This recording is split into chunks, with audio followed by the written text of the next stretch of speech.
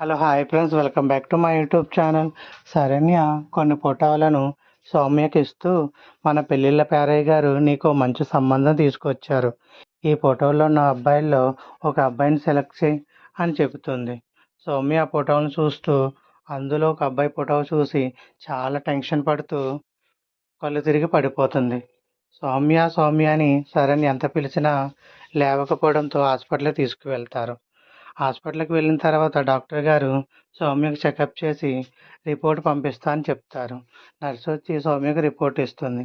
ఆ రిపోర్ట్ చూసిన సౌమ్య అయితే చాలా షాక్కి గురవుతుంది. ఏంటి, నేను ప్రెగ్నెంట్ అయ్యానా?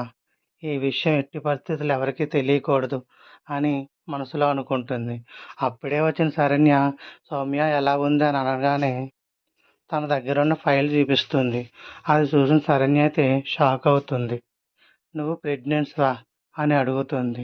అవును, ఈ గుడ్ న్యూస్ మన రాజా చెప్పాలి. ఎక్కడున్నారు మన రాజా అని అంటుంది. వెంటనే సరైన కోపం వచ్చి సౌమ్య అని గట్టిగా అరుస్తుంది. సౌమ్య అయితే ఏంటి శరణ్య, ఇంకా నన్ను సైలెంట్గా ఉండమంటావా అని అంటుంది.